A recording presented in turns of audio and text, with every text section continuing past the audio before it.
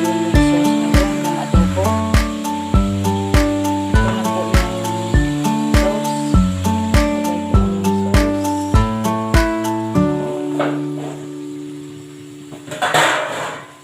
sauce.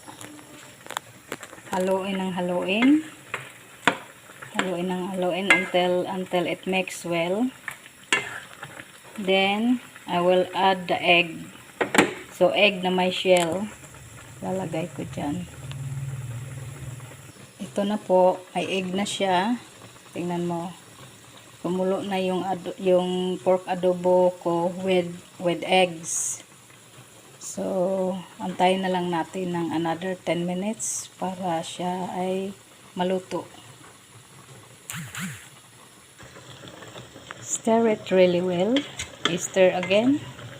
I-stir muna. Tingnan mo yung eggs niya. Maluluto na yun. So, kasabay ng karne.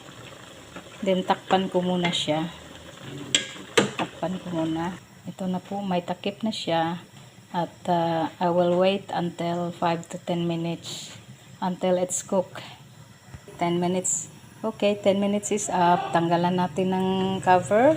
Wow! Tingnan mo naman. Ang sarap. Luto na talaga siya. Luto na siya. I-off muna natin. Yan, luto na. Wow, ito na po yung adobo. So, it's ready to eat now. So, ano pang hinihintay nyo? Kain na tayo. Yummy! Wow, yummy. Ito na yung pork adobo ko.